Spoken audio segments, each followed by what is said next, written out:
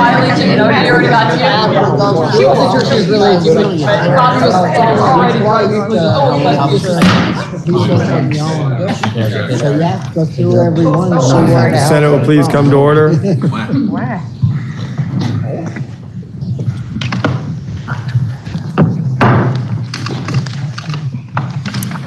Today's devotional exercises will be conducted by Reverend Caitlin McCrae of the Richmond Congregational Church. Welcome.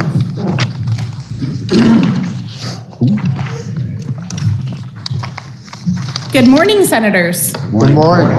I bring you greetings from Richmond, Vermont, and from Richmond Congregational Church, where I've served for the past 9 years. It's good to be back with you in person and not on a Zoom screen.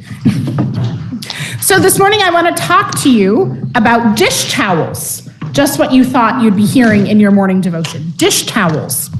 My daughter is 3.5, and she is relentless in her pursuit of using any dish towel available at our house to play with. She's always taking clean ones out of the kitchen drawer. She likes to steal the towel that we have drying on the oven to dry our hands. So she likes to play steal the towel. So we had to take serious measures. We had to lock up the dish towel drawer and give her a designated basket of her own towels to play with. I haven't explained to you why she loves dish towels. Well, most recently, she started pretending they were surfboards. So surfing on a dish towel, swimming out into the ocean. So we started Vermont's first indoor kitchen surfing club. But her most popular and favorite thing to do is to use them as nap mats. She puts the towels down around the kitchen, and then she has her stuffed animals and her babies. She places them face down all over the kitchen, and then she takes another towel and puts it on top of them.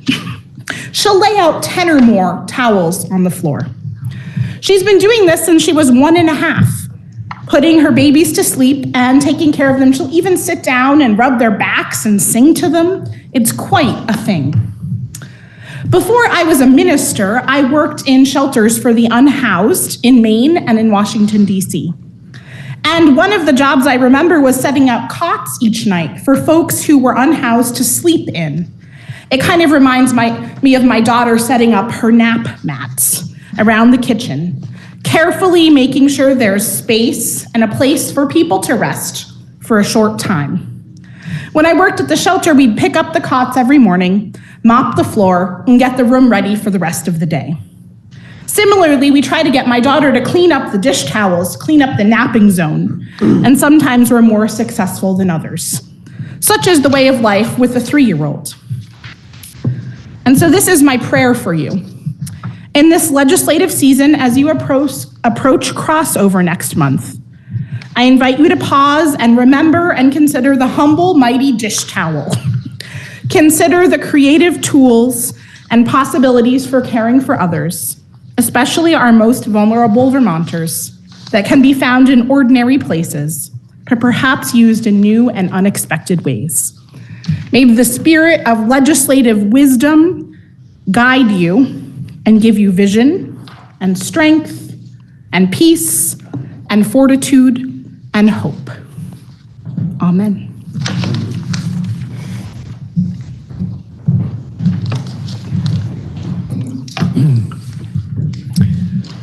Are there any announcements? Seeing none, we have a few Senate bills for introduction. The first being S90, introduced by Senator Ram Hinsdale and others. Please listen to the first reading of the bill by title. S90, an act relating to regulating search warrants and prohibiting no-knock warrants. Now you've heard the first reading of the bill is referred to the Committee on Judiciary. We have S91 introduced by Senators Lyons and Sears. Please listen to the first reading of the bill by title. S91, an act relating to competency to stand trial and insanity as a defense. Now you've heard the first reading of the bill is referred to the Committee on Judiciary. We have S92 introduced by Senator White and others. Please listen to the first reading of the bill by title. S92, an act relating to a pilot program to provide direct cash transfers to youth exiting foster care. Now you've heard the first reading of the bill is referred to the Committee on Health and Welfare. We have one House bill for referral, which is H35. Please listen to the first reading of the bill. H35, an act relating to the Victims Assistance Program. Now you've heard the first reading of the bill is referred to the Committee on Judiciary. That brings us to the orders of the day. S3 is on the calendar for action today. Third reading was ordered. Are there any amendments before third reading? Seeing none, please listen to the third reading of the bill. S3, an act relating to prohibiting paramilitary training camps. Now you've heard the third reading of the bill. The question is, shall the bill pass? Senator from Rutland. Yes, Mr. President. May I interrogate the reporter? The reporter is interrogated. Thanks, sir. I recognize that the majority of this body is not familiar with my background. I'm a 31-year military veteran with extensive experience commanding anti-terrorism forces in Iraq and other threat areas. After shifting from active duty to the reserves, I was employed by a commercial company in the Middle East formed by former British SAS officers, special forces, who provide personal protective services to governments, including the U.S. government, corporations, and non-governmental organizations such as the UN. While my efforts were not directly related to providing these personal protective services, I became quite familiar with their training activities. I'm also familiar with the Slate Ridge issue and visited the facility to see their activities, which is in my district, so I understand the concern. It is obvious that weapons training involves techniques regarding deadly force. While no one wishes to support the furtherance of civil disorder, there is a business that supports legitimate weapons training and is not related to self-defense, recreation, or routine safety training as outlined as exclusions in the bill. My question is, did the drafters of the bill consider the impact of rejecting legitimate commercial personal protective service training facilities in the state, as the bill's language seems ambiguous regarding legitimate non-governmental training activities? Thanks. I thank the senator. Particularly for discussing with me this issue beforehand. Much appreciated. My answer would be that I think the questioner used the word legitimate several times. If you look at the exclusions in the bill, they use the word lawful, but similar idea. So I believe that the bill does not speak to lawful activity.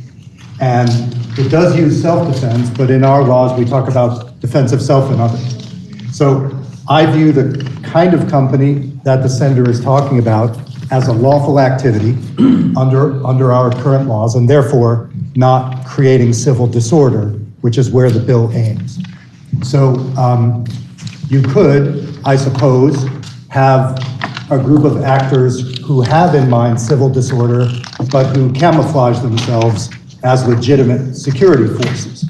So as I talked about yesterday, in the first two instances in the bill, the felony offenses, you would need to show beyond a reasonable doubt to a jury that this was illegitimate activity aimed at civil disorder. Ultimately, it would come down to the fact pattern of the company we're talking about. But in general, I think the senator should not be concerned because lawful activity is protected. Thank you. Thank you, Mr. President. The question is, shall the bill pass? Are you ready for the question? If so, all those in favor, please indicate by saying aye. Aye. Those opposed indicate by saying nay. Nay. The ayes appear to have it. The ayes do have it, and you have passed S3. We now have up for action H145. H145 was referred to the Committee on Appropriations, which is considered the same and recommends that the bill, when amended, ought to pass. Please listen to the second reading of the bill.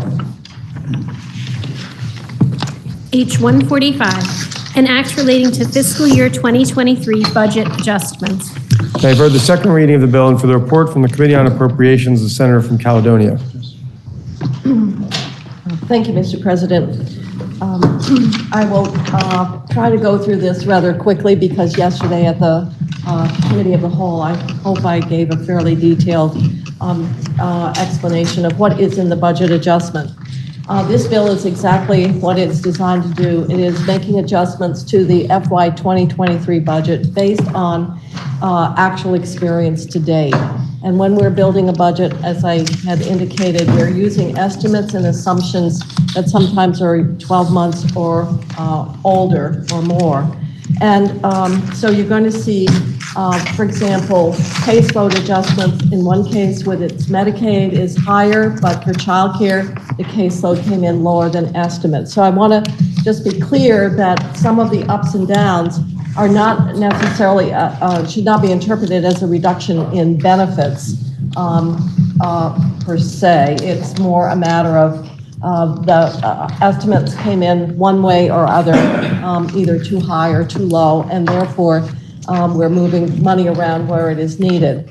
There are a couple of things that your Senate Appropriations Committee did that we had the benefit of that the other body did not, and that is in January, the E-Board updated its Medicaid forecast in terms of caseload and the per member per month cost, which varies tremendously depending on which category of beneficiaries we're talking about.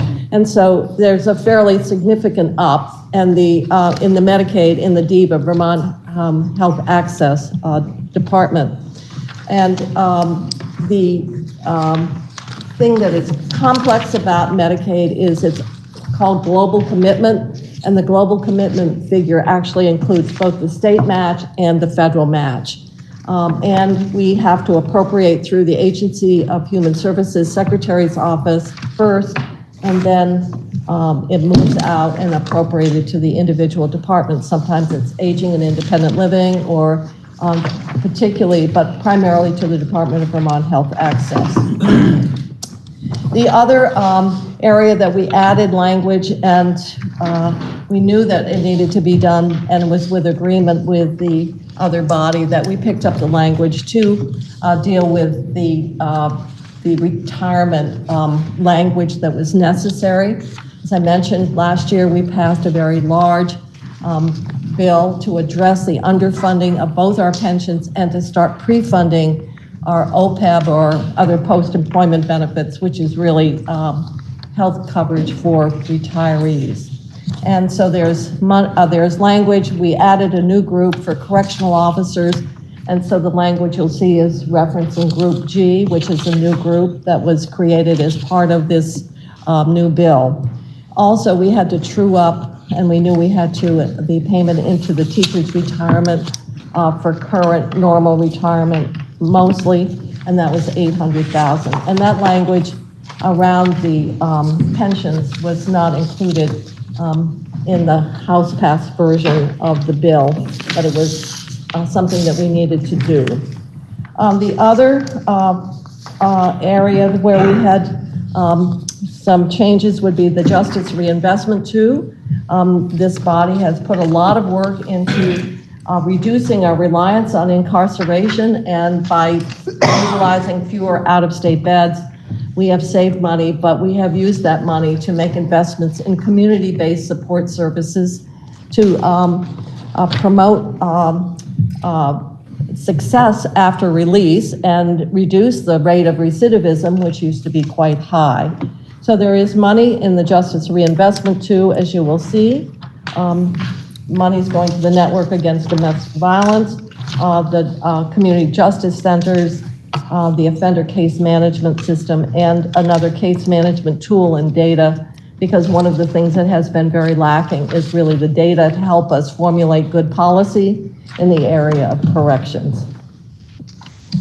I did not mention that at the Caucus of the Whole, but there's language that was requested to authorize the tax department to release data to be used by the Department of Public Service and ANR.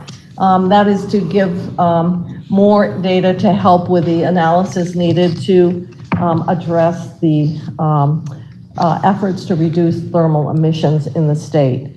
Childcare is another area that if you're looking through the bill, you'll see that there was some cleanup language in the childcare section.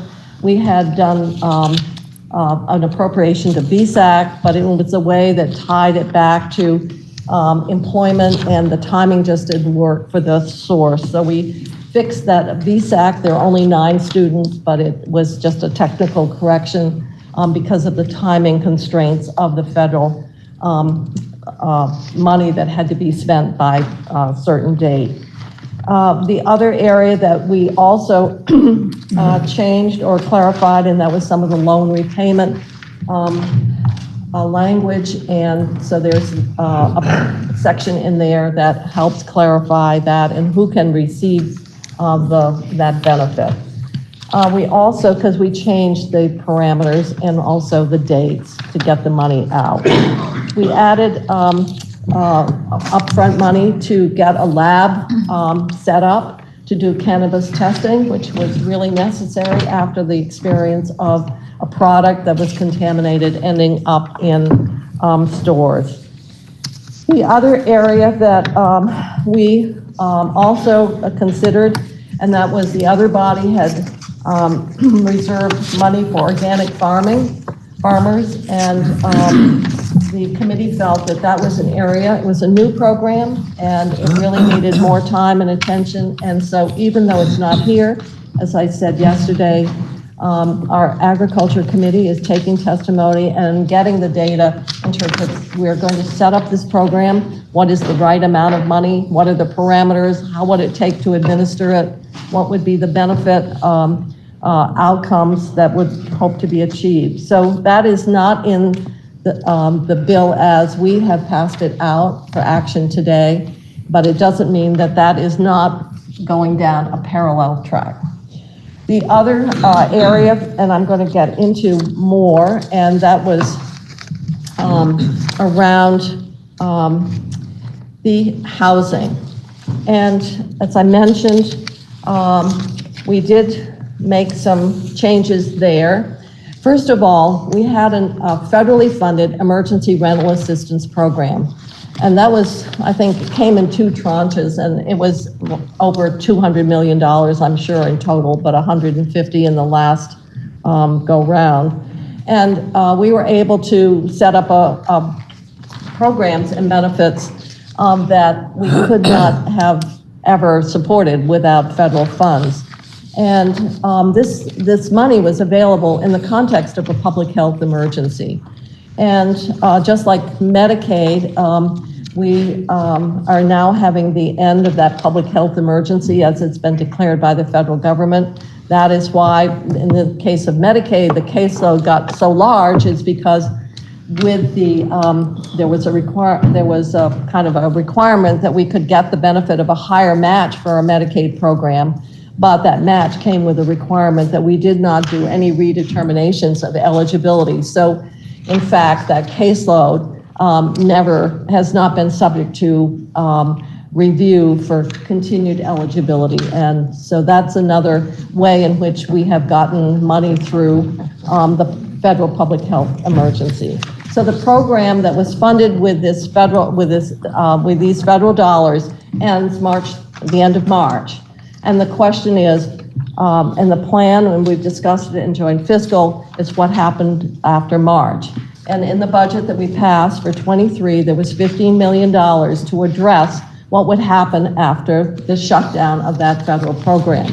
And that was that the state's general assistance program would then be the funding source to address emergency or temporary housing. Now, the general assistance program actually has two components, one of which is it's a really emergency empty pockets kind of program, and it's to serve designated eligibles. But during cold weather or adverse weather, there's a provision to allow other people in to get assistance with housing, and it's really determined by the climate and particularly winter months. That program is set up where individuals who normally would not qualify for general assistance, in fact, can get emergency shelter. So in the budget adjustment process and the bill as it was passed by the other body, there was a provision under the general assistance program to continue benefits for emergency housing through June for the vulnerable population. And the language in the bill outlines the vulnerable populations. And it's a bit expanded from traditional general assistance by moving the age from 65 down to 60, and also including 18 and 19-year-olds, and you can go through the list. I don't need to do it for you. The question then becomes the other group of individuals who have been served that don't come under general assistance eligibility, and those would be adults without dependents, and therefore they're not children, and they're so the committee spent a lot of time, what is the right mix? Because every dollar we're spending for a motel room is a dollar we don't have for other competing needs, including building the very kind of shelter capacity necessary to reduce the reliance on motel rooms. I think everybody is saying, and we've said it for years, that that is absolutely a fallback shelter arrangement that comes with a great deal of concern. And in some ways, we have created, maybe on a smaller scale, what I think of many, many years ago in New York City used to be the welfare hotels. We have got motels around, and some are concentrated in Rutland area, for example. We have more rooms available, and other areas, for example, in Chittenton, not enough rooms available. And what is happening is, under the federal program, you had to treat everybody equally, unlike the general assistance program. And therefore, we had a first come, first serve. And because there are not enough rooms in the state to meet the demand, if you do all the populations, what we were finding is that the person first in line could be the 30-year-old single individual, and the rooms are taken up, and you could have, in one case that we know of, a mother with a disability and 2 children. There were no rooms by the time that application was made, and she got the car. So I just want to say that it's not as though there are not limitations on who's getting the benefit now. And in some cases, the very individuals that we would think most at risk, in fact, are the ones that are not being able to access the shelter simply because there's not any available. Or there have been times in which individuals have been transported from one area of the state to another. And it's I think, not a situation that we feel is desirable. As we know from the press, there's been issues around, and particularly in Rutland, there were very serious problems with actually several murders, I believe, but also problem with drugs and the quality of the rooms and so forth. So we debated, and what is the right way, what is the right thing to do under our general assistance program, with the understanding that the federal program ended. So we came up with what we thought was a good compromise, and that is extend that broader eligibility through May 31st and continue eligibility for the vulnerable population through the end of the fiscal year.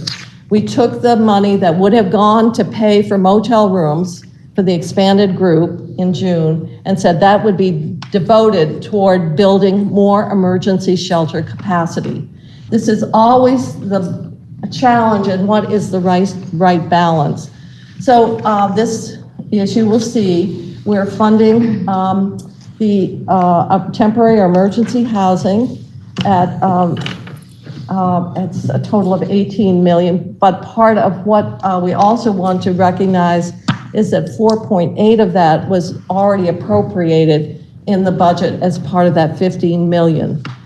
So it gets horribly complicated in terms of what we're using and who's benefiting. The other thing that we discovered in looking at housing, in addition to looking at the proposed 50 million as passed in the BAA for VHCB. We reduced that to 25, but in the end it turned out to be 27.5 because of the 2.5 million specifically targeted for the development of emergency shelter. But we also added $9 million to the Missing Middle Home Ownership Program because the applications in queue exceed what the funding was. And so there was 15 million, we're adding 9 million more for a total of 24 million to help that missing middle income group with home ownership, all part of strategies to increase the permanent ongoing housing availability within the state. With the other thing that's in the budget adjustment is 5 million more for the Vermont Home Improvement Program, and this is a way of assisting property owners that have apartments that are not up to code and can't be rented to bring them online much more quickly.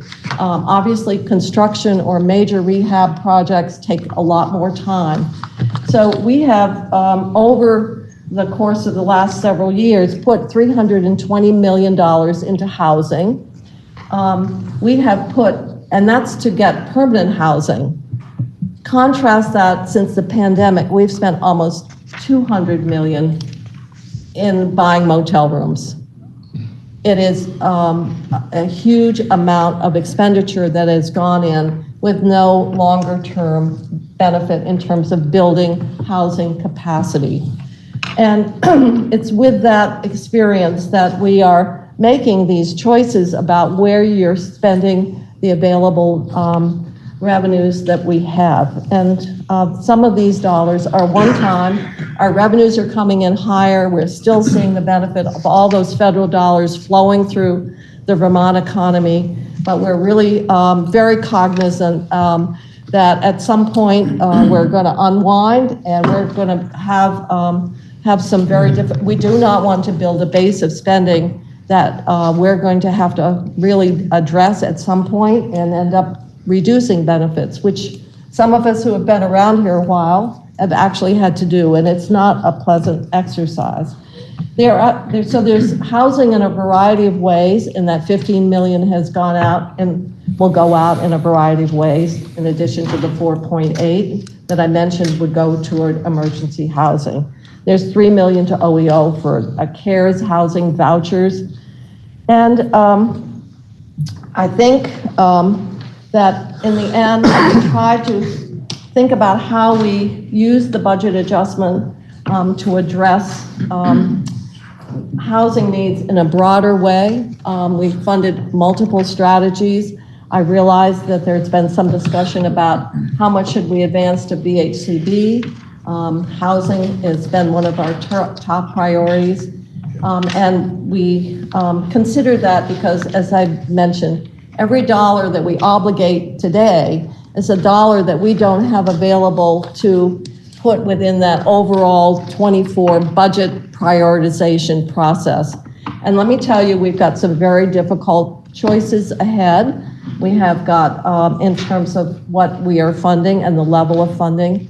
And so we have tried to be very judicious in terms of what we did spend in the budget adjustment. It is true, we spent more than was recommended by the governor, particularly in the housing area, and but less than came over from the other body in the BAA as passed there.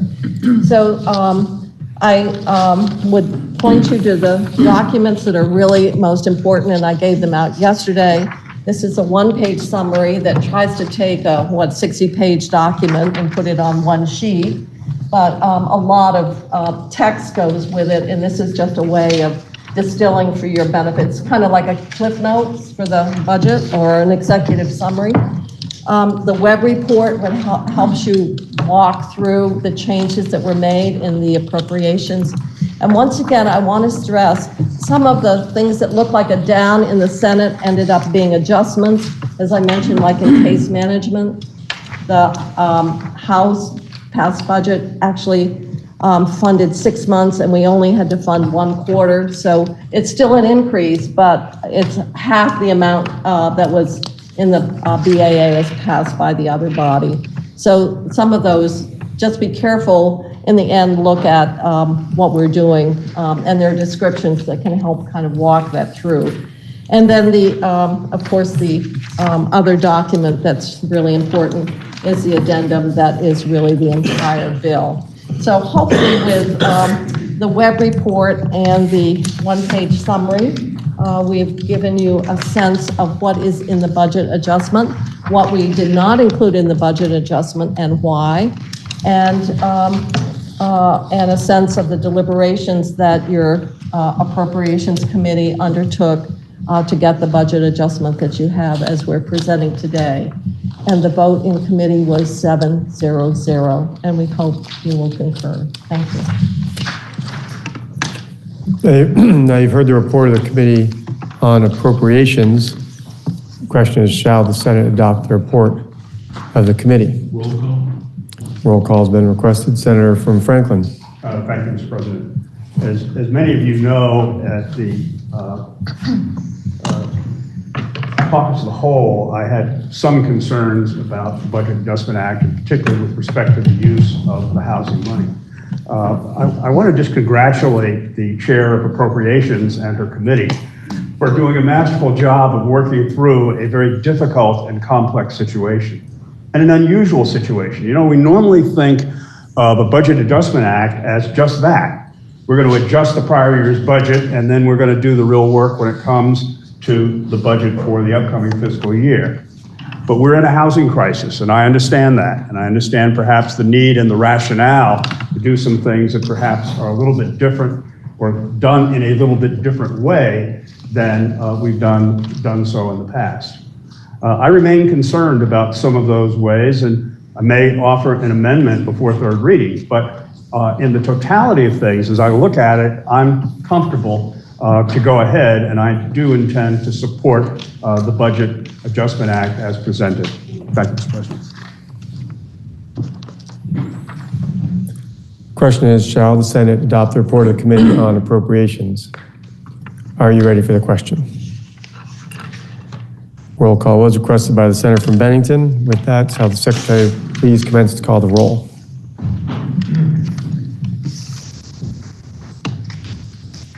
Senator Baruch. Yes. Senator Bray. Yes.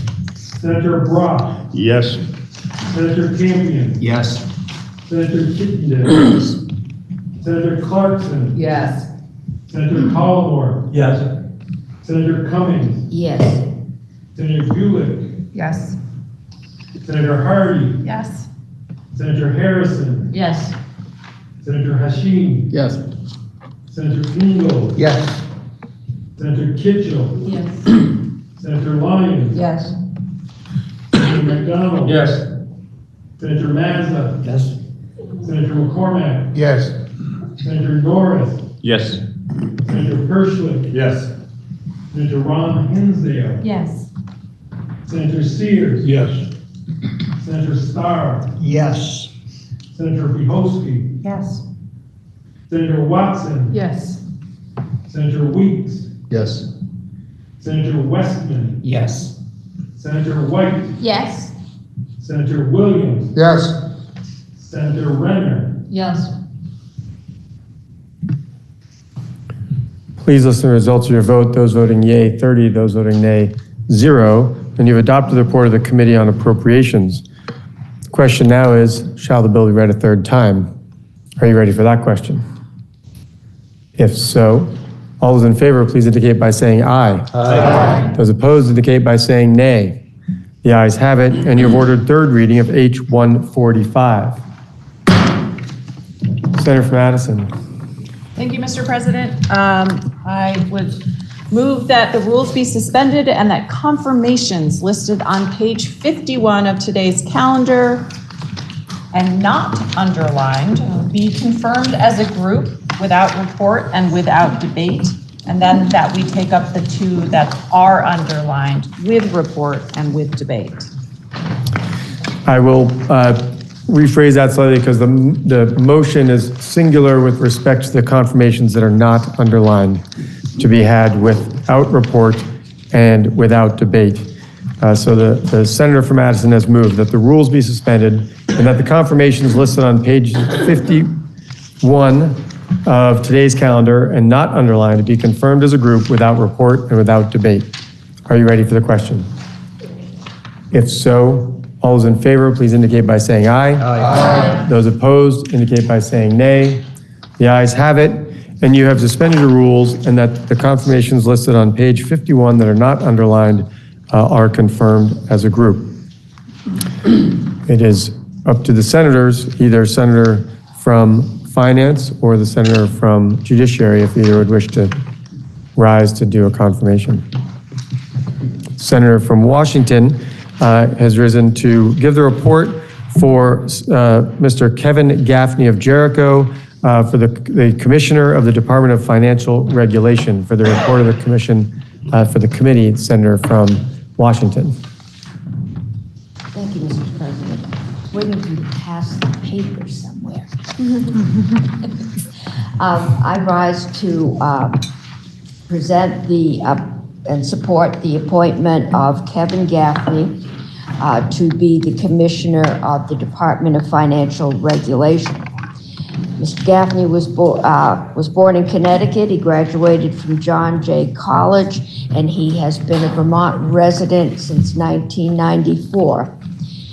He is currently serving as the Commissioner of the Department of Financial Regulation, in which, prior to being appointed by Governor Scott in July of last year, Commissioner Gaffney previously served as the interim DFR director since May of 2022 and Deputy Commissioner for Insurance since 2019. Prior to that, he had roles of increasing responsibility within the department for more than a decade. He served as a technical expert for the insurance division on a variety of insurance issues, assisted with the development of departmental positions expressed through regulations, bulletins, and filing requirements. Before working for the state of Vermont, he had 23 years of industry experience in various marketing, underwriting, product, and regional management positions in both Connecticut and Vermont. He's been a key participant in several legislative summer study committees conducted by DFR, including the impact of climate change on Vermont's insurance industry, credit for personal insurance and workers' compensation insurance. Additionally, he served on the governor's workers' compensation insurance and logger safety task force. The vote in committee was 601. There was one person not present, and we asked this body to confirm the appointment of Kevin Gaffney as the Commissioner of the Department of Financial Regulation. Question is, shall the Senate confirm the appointment of Kevin Gaffney of Jericho as the Commissioner of the Department of Financial Regulation for a term from and including July 5th, 2022 to and including February 28th, 2023, and until a successor is appointed and has qualified? Are you ready for the question? Roll call. The senator from Rutland has requested a roll call vote. Are you ready for the question? If so, the secretary shall commence to call the roll.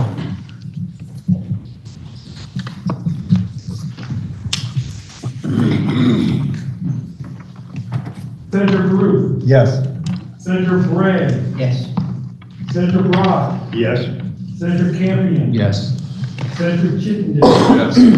Senator Clarkson. Yes. Senator Collmore. Yes. Senator Cummings. Yes. Senator Bulick. Yes. Senator Hardy. Yes. Senator Harrison. Yes. Senator Hashim. Yes. Senator Ingalls. Yes. Senator Kitchell. Yes. Senator Lyons. Yes. Senator McDonald. Yes. Senator Mazza. Yes. Senator McCormack. Yes. Senator Norris. Yes. Senator Pershling. Yes. Senator Ron Hinsdale. Yes. Senator Sears. Yes. Senator Starr. Yes. Senator Duhovsky. Yes. Senator Watson. Yes. Senator Wheat. Yes. Senator Westman. Yes. Senator White. Yes. Senator Williams. Yes. Senator Renner. Yes.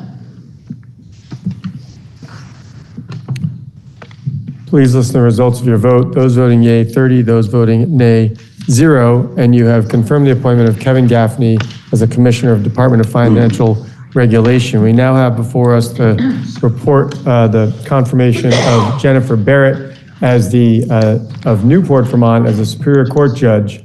For the report of the Committee on Judiciary, the Senator from Bennington.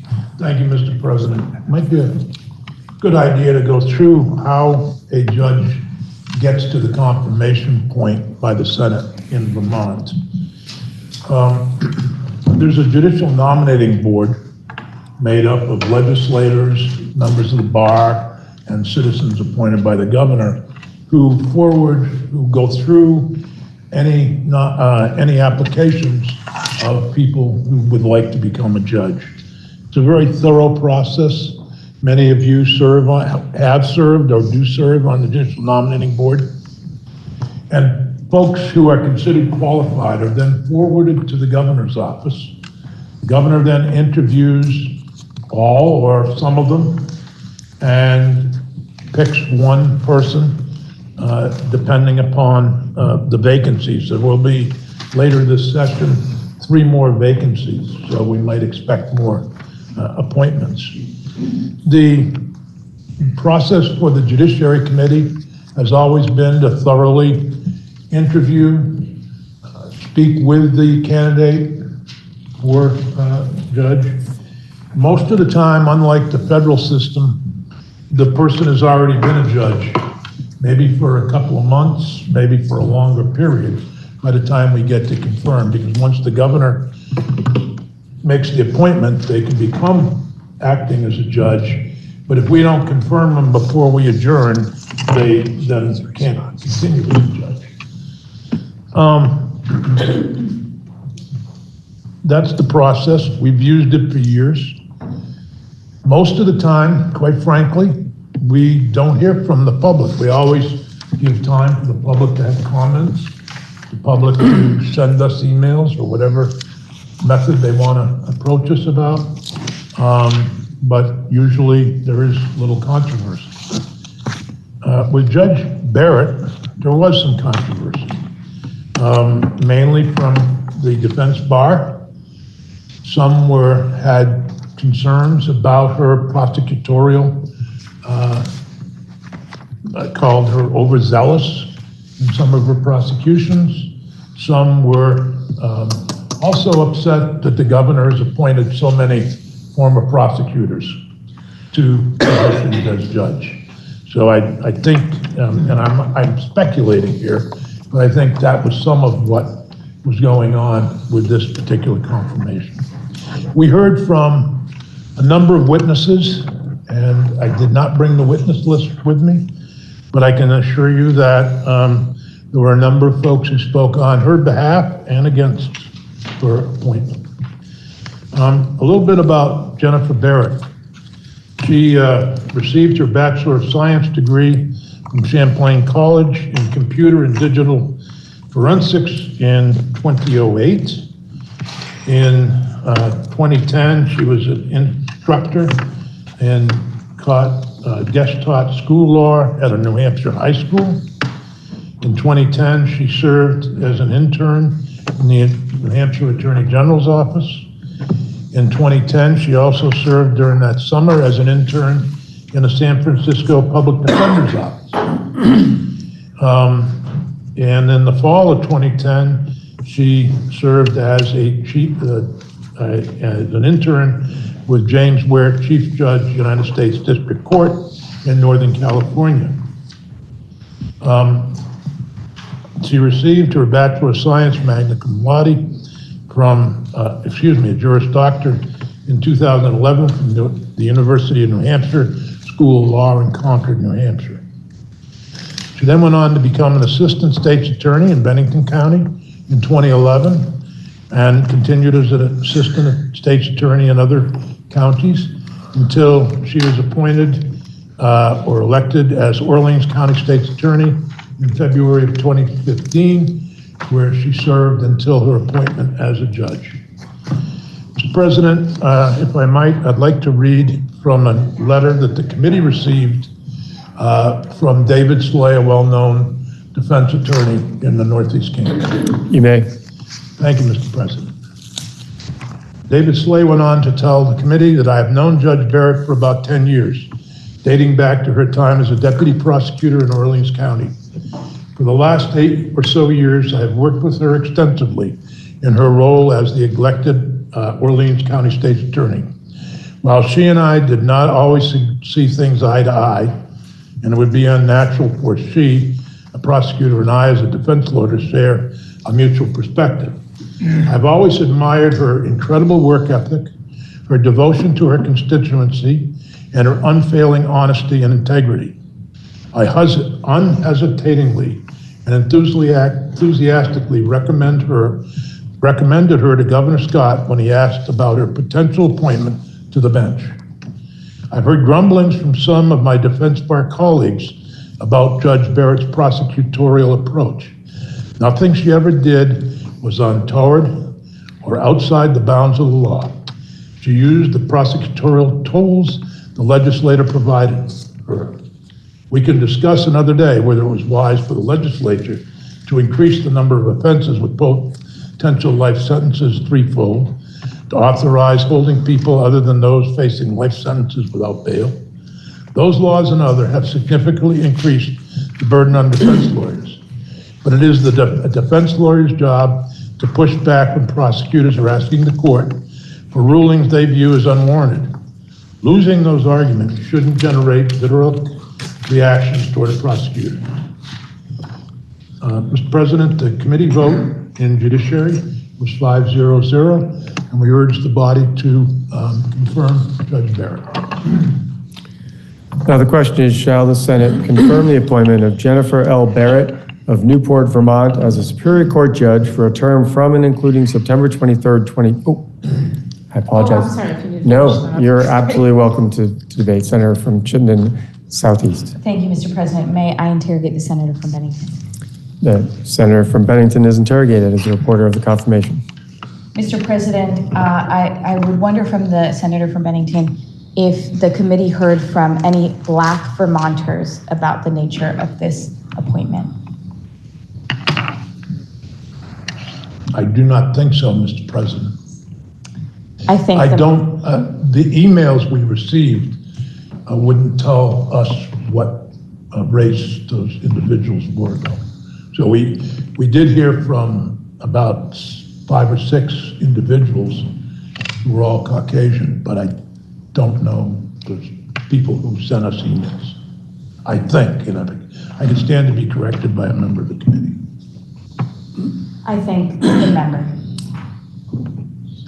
Mr. President, the nature of the concerns that have been raised both via electronic communication and written communication as well as in person to the committee, I believe are very serious, and I believe generally center on the treatment of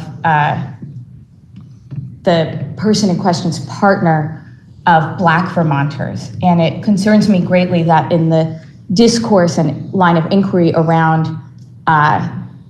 this particular appointment, no Black Vermonters were heard from directly. I am aware that the Social Equity Caucus of the legislature has discussed this and is in the process of drafting a letter expressing their concern, mostly written by Black leaders who participate in the Social Equity Caucus. Certainly, if this is to move forward today, and I can't delay the discussion until Black Vermonters are heard from who are at the specific heart of the concern that was raised, then I would need to vote no, because those who are most affected and are deeply, deeply affected by a criminal justice system that has over-criminalized them, has pulled them over at higher rates, has incarcerated them at much higher rates than other Vermonters, were not heard in the process. Thank you. Mr. President, Senator from Bennington. I'd like to correct myself. We did hear from a Black Vermonter. She is the current state's attorney in Orleans County and was a deputy state's attorney who spoke eloquently about Judge Barrett's support for her and against any racism, some of the things that Judge Barrett had done. I think the Senator from Chittenden is speaking to her husband's action as a state trooper. The committee discussed that with her, so I'm happy to get into that if needed, but I'm not sure that we did discuss that. Her husband was fired as a state trooper before he was her husband, by the way, for traffic stops and so forth. So that was part of our discussion. The committee felt that, and she talked openly about that. While she supports her husband, she didn't support that aspect. The committee had, at a point, you decide whether or not the actions of somebody's spouse, significant other, or whatever, should be taken into account or not. I think the committee had a tough time with that. And in the end, we voted 5-0 for nomination. Might I inquire of the senator from Chittenden Southeast, was your prior statement a motion to postpone action until a particular date, or would you not care to offer such a motion? Mr. President, I just asked for a roll call vote. Thank you. The question is, shall the Senate confirm the appointment of Jennifer L. Barrett of Newport as Superior Court Judge for a term from and including September 23rd, 2022 to and including March 31st, 2027, and until a successor is appointed and has qualified? Are you ready for the question? Senator from Orleans. Yes, thank you, Mr. President. As most of you know, I represent a lot of Orleans County and have lived there basically my entire life. Have served in this position under having many judges come to Orleans County over the years, and Jen Barrett being our state's attorney for quite a few years prior to being appointed a judge. Most people in our county, if they had a concern of any type, I would know about it. It's a small county, and I hear about everything. I mean, people just know Bobby Starr, so they call him. And I haven't had one negative call in regards to Ms. Barrett being appointed a judge. Matter of fact, I've had calls supporting her, and the entire Northeast Kingdom caucus, or Orleans County, maybe it wasn't the entire caucus there, but many of us had a caucus in regards to this, and it was a unanimous vote to support Jen Barrett's nomination to be a judge. And I just want to pass that along to my fellow senators.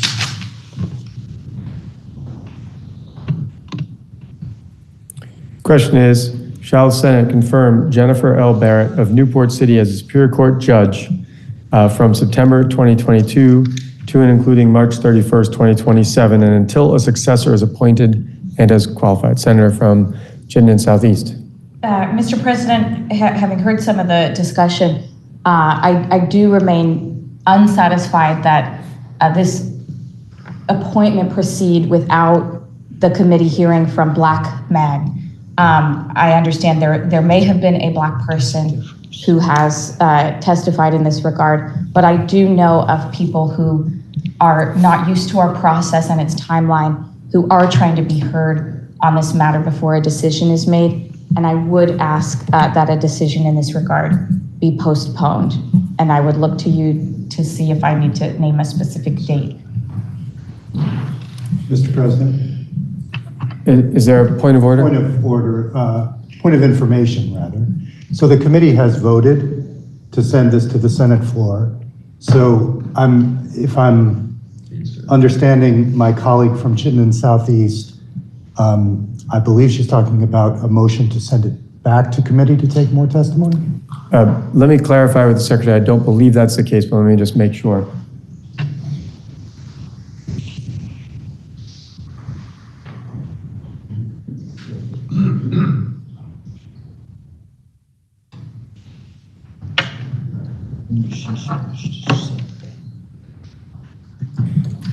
So I will try to answer both questions in the reverse order they were received. The motion was not to return the confirmation to the committee. It was simply to postpone action. And I will now clarify what postponing action would be by definition for the senator from Chittenden Southeast.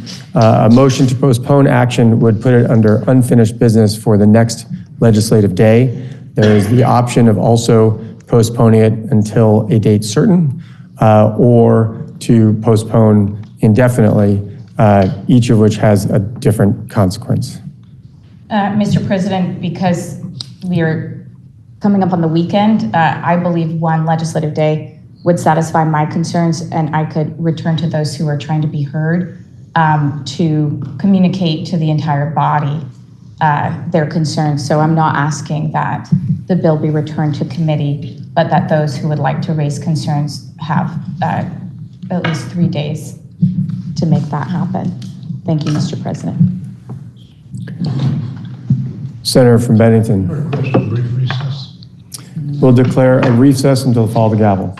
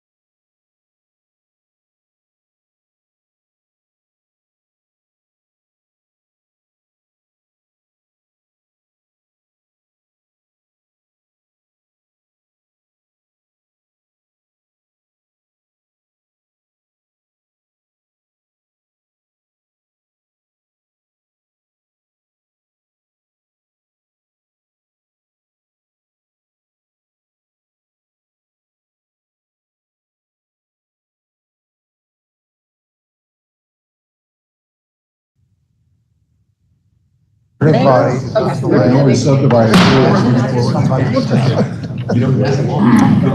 Senate will please come to order. Senator from Chittenden Southeast. Mr. President, I would remain with my request to the body that we postpone action on this confirmation for one legislative day, moving it to 9:30 a.m. on Tuesday. The senator from Chittenden Southeast has moved. Senator from Bennington. President, after conversations with the senator from Chittenden Southeast, we don't have an objection to holding on for one legislative day. The senator from Chittenden Southeast has moved that the Senate postpone action on the confirmation of Jennifer L. Barrett for one legislative day. Are you ready for the question? If so, all those in favor, please indicate by saying aye. Aye. Those opposed indicate by saying nay. No. The ayes appear to have it. The ayes do have it, and you have postponed action on the confirmation of Jennifer L. Barrett for one legislative day. Senator from Chittenden Central. Thank you, Mr. President. Pending announcements, I would move that the Senate stand in adjournment until 9:30 a.m. Tuesday, February 21st. Now, the senator from Chittenden Central has moved that the Senate stand in adjournment until Tuesday, February 21st at 9:30, pending announcements. Are there any announcements? Senator from Addison. Thank you, Mr. President. The Senate Gov Ops Committee will meet at 1 o'clock sharp. We're going to try to end as early as possible because of the weather. Senator from Washington. Thank you, Mr. President. Senate Finance will meet at 1:30. Senator from Bennington. Thank you, Mr. President. Senate Education will meet at 1:15. Senator from Caledonia. Thank you, Mr. President. Senate Appropriations will meet at 1 o'clock sharp. We have President Garamella from UVM, and we have to finish by 2 o'clock, partly because of travel plans and appointments. So please bring your lunch if needed. Thank you. Senator from Essex. Thank you, Mr. President. Senate Institutions will meet at 1 o'clock. Senator from Windsor. Whether the weather is good or bad, today is a special day for our new Senator Martine Goulet, who educators, school board member, and new senator. We applaud you on your birthday. In your various capacities, you share this birthday with Dorothy Canfield Fisher, who, as you know, great American educational reformer, author, and social activist. You also share this day with the beginning of the Arab Spring Uprising in 2011, which was launched in Libya. Pretty interesting. And more interestingly, in 1801, this was the day, following a tie in the Electoral College in the House of Representatives, that Thomas Jefferson was elected president and Aaron Burr was elected vice president of the United States. And close to my heart, in 1904, Puccini's Madama Butterfly premiered at La Scala. So happy birthday, Martine.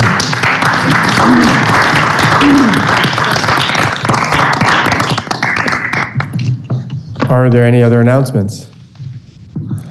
Seeing none, the senator from Chittenden Central has moved that the Senate now stand adjournment until Tuesday, February 21st at 9:30 a.m. Are you ready for the question? If so, all those in favor, please indicate by saying aye. Aye. Those opposed indicate by saying nay. No. The ayes appear to have it. The ayes do have it. The Senate will stand adjourned until Tuesday, February 21st at 9:30.